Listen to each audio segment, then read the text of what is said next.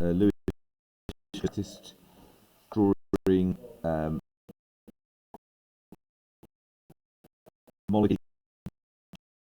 Just move on now to talk about bond polarity and molecular polarity. And we've just revised. We just listened to people justify or define electronegativity as the ability of an atom to attract a bonding pair of electrons. You did that well, and some of you are just correcting that now. So definition there was good, it was spot on, to the ability of an atom to attract a bonding pair of electrons. And what we're going to learn today is, well, this is a bit of a recap, that molecules can be polar. We'll talk about what that means in a minute. If there are polar bonds, so they can be polar if there are polar bonds.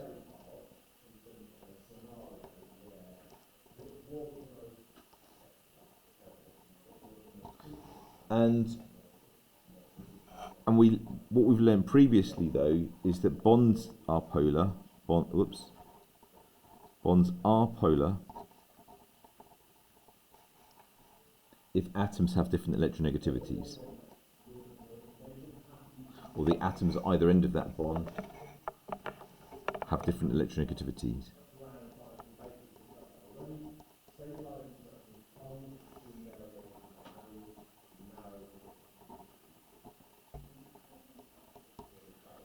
And that term again, electronegativity, is one of those definitions that's going to come up again and again and again and again in lots of different topics. Make sure we need to know this really well, learn it, define it, all the rest of it.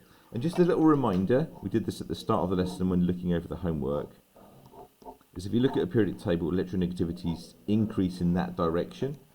We'll justify that in the periodicity topic, but number of protons and number of shells are the things you consider. So, what we're going to do, we're going to just have a look at a number of bonds then, and just make sure we know whether or not they're polar. Okay, so I'm going to draw a few bond types, and we're going to agree whether we think they're polar or not and which way round they are. So if I look at an HCl bond, which of those two atoms is the most electronegative? We all agree that chlorine's more electronegative. What that means is it's better at pulling the pair of electrons in here towards it than hydrogen is. So that pair of electrons is closer to chlorine than it is hydrogen, and so the chlorine is ever so slightly negatively charged. So we give that the little Greek delta, lowercase delta. It looks a little bit like a D, delta minus, a partially not minus charge. On this side, partially positive charge. So that bond is slightly polarized, slightly polar. We've got a negative end and a positive end. What about if we had a carbon-oxygen double bond? So oxygen's more electronegative than carbon, and so the electrons in that bond are slightly leaning towards oxygen, and so it's delta plus delta minus like that. Nitrogen and hydrogen, same idea. This time nitrogen's more electronegative, so it's that way round. Another one that we'll see lots is OH, same justification, same argument, but we're going to be comfortable with all of these polarities. You're going to see them lots and lots. Another one you'll see plenty maybe is carbon-halogen bonds, delta plus, delta minus. So I'll do one more example, which is something like a diatomic molecule, like A2. These bonds are not polar, so non-polar. So some bonds are non-polar or very only partially polar. I'll do another polar one here, very polar bond, HF. Just as a slight aside then, let's just think about something like that.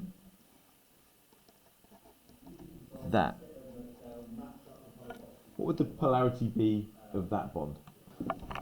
Unsurprisingly, you've all fallen for the kind of trick that I set you up for here. You all know that fluorine is electronegative, much more electronegative than lithium, in fact more electronegative than any other atom. Lithium is not very electronegative at all, it's quite electropositive, we can say. And so if it was a covalent bond, it would be very delta minus, delta plus, and we'll quantify that in future lessons. But actually, this isn't covalent at all, is it? This is ionic. So what I want to do is just to point out at this stage that you've been taught for a long time that there's this type of bonding called ionic and this type of bonding called covalent, but in reality it's a continuum from fully covalent and non-polar all the way to ones which are partially polar and really quite polar, big differences in electronegativity, and again we'll quantify that in another lesson, all the way to ones where there's a huge difference in electronegativity when we say that they're ionic. So they're fully ionic, there's no sharing of electrons between lithium and fluorine, or lithium and fluoride I should say, because it's ionic. So this is not something we'd consider as a polar bond, it's a fully ionized atoms, if you like. Okay, so just be careful, spot when something's ionic or covalent, and we'll come back to that in another lesson. But we're back on the covalent bonds again, or the partially polar, there's a partial positive, partial negative, so polar bonds there. Now, so if you've got those in a molecule, and those polarities are not balanced, what we end up with is something like this. So if we have a look at the HCl again, delta plus, delta minus, we've said the bond is polar for the reasons we've justified already, but we can also say now that this molecule, this is very simple molecule, this molecule is polar in that direction. So you draw an arrow to show the molecular polarity, and the plus end of that molecule, we draw a line through the arrow, so that end of the molecule is slightly positive, and the other end of the molecule is slightly negative. Right? So that molecule is polar, and it behaves in a particular way, and that will affect, so that's the positive end, this is the negative end. And this would affect its physical properties, like its boiling point, it will affect its solubility, and a whole bunch of other things that we'll come to in due course. We're going to start to look at some slightly more complex examples where we've got more than one bond in the molecule though. This is where we're going to have to just think a little bit more carefully. So I'm going to do my best to draw ammonia. We practiced this at the start of the lesson, and you all drew perfectly ammonia as a pyramidal structure. And you justified it by saying there's one lone pair, 3 bonding pairs, a tetrahedral electron domain geometry, and a trigonal pyramidal molecular geometry, and bond angle of 107, which you fully justified using all the language you did the other day. But each of the bonds there are polar, so we've got a delta negative nitrogen and delta positive hydrogens, because nitrogen is more electronegative than hydrogen. So what would the molecular polarity be there? So I'm just going to give you a chance to write that, then I'll talk you through it. So hopefully you can see that if you had that molecule, and I've got my ammonia structure now with 3 pens like that in that kind of pyramid shape, the base of that pyramid, that's not very good on the video, but the base of the pyramid will have the positive ends, and the top of the pyramid, the peak if you like, where the nitrogen is, will have the negative end, right? So we can draw the molecular polarity in that one by kind of drawing an arrow going through the molecule like that. And sort of imagine it a little bit like an umbrella. So the arrow, the molecular polarity arrow that I've drawn, is like the handle almost of an umbrella. So this is the negative end, and this is the positive end. So that's the molecular polarity. So ammonia is a polar molecule with polar bonds. We're going to do another example. And you've got to be able to work these out, and we'll do a few of these over the next few lessons. You'll get the hang of this. We'll do another one now. So we'll do water next. Where's my black pen gone? That's it. Where's that gone? So if we do water next, you know that water's got this Lewis structure, delta negative oxygen, delta positive hydrogen, but it's got two of them. Excuse me. The molecular polarity there is very similar to the one that we've just done, the ammonia that we've just done, in that you've got a kind of positive end of the molecule and the negative end of the molecule. So it would look very similar to this, like so. So that's the molecular polarity of water in that direction. We should be able to work this out for any molecule. We draw the Lewis structures, we label the polarity of the bonds by looking at the electronegativities, and then just kind of working out what the overall molecular polarity is. And one way to consider this, one way to think about this, is like adding vectors. Now, if each of these bond polarities is a vector, you add them up, what would the overall vector be? And that's what this molecular polarity arrow represents. So those of you who are really into maths, just think of it as adding, if this is a little bit of a polarity here, this is a bit of polarity here, add those two vectors together, you'd get that molecular polarity that I've drawn there, okay? So, anyway, don't worry about that if that doesn't help you. Let's do another example. Slightly more complicated one could argue. You all know how to draw carbon dioxide, you've practiced it lots. You all know, hopefully, that it's linear. You know that carbon and oxygen have different electronegativities, and you can draw the polar bonds like that. And if I just draw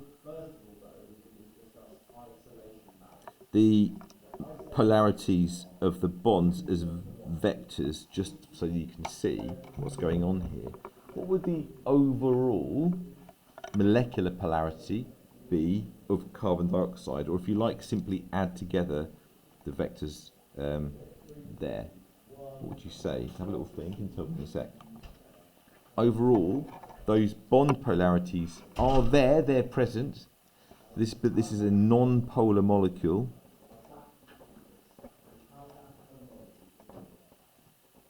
With polar bonds. So as an example, and I'll do two more examples of this in a sec. So it's a non-polar molecule with polar bonds. And what you have to say is that, Mark, and you also have to say, for a mark, because the bond polarities cancel.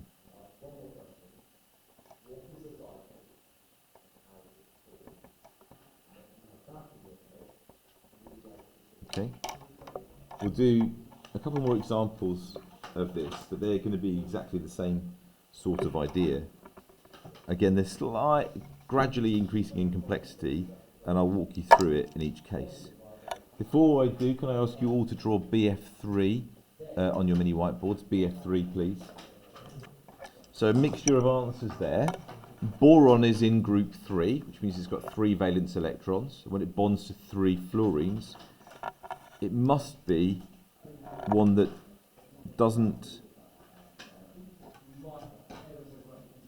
well, it's an exception to the octet rule, that's what I'm trying to say. So there is no lone pair on boron, is there? Because it's only got 6 in its outer shell when it's made a bond. So those of you who drew it trigonal pyramidal were just guessing, not checking to see whether how many electrons boron's got in its outer shell. Boron's got 3 electrons in its outer shell and 6 once it's formed bonds. So this is trigonal planar like that, with a 120-degree bond angle. The bond polarities in boron trifluoride are slightly more obvious, with delta minus, delta minus, delta minus, and the boron's delta plus. Now, if we consider the bond polarities as little kind of mini vectors like this, all of the same size but pointing in 3 different directions, what would the overall molecular polarity be for that molecule? Exactly the same idea as before. So again, we've got a non-polar molecule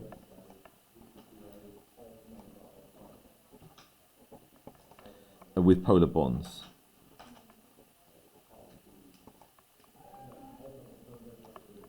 And there's several of these we need to be aware of. And then again, we say the bond polarities cancel out.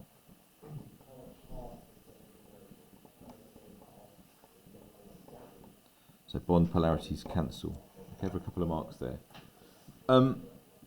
Any questions? I'll just pause a sec. And if there's any questions, a couple of you are looking perplexed. It's such a good chance to chat about this.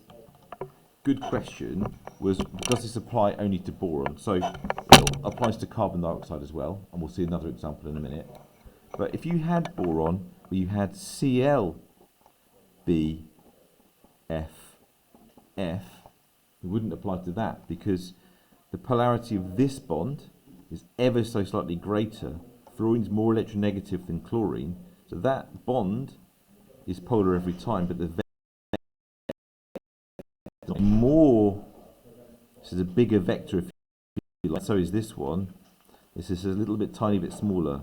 So this is a slightly polar molecule where you've got an ever so slight lean in that direction. So it's not because it's boron, it's because the vectors cancel out, it's because the bond polarities cancel out. All right, and when you've seen a few examples of this, you will get the hang of it. And I'll do another non-example in a minute of that, okay? Any other questions? So we're going to look at another example then of a non-polar molecule with polar bonds, and that would be something like Cl4.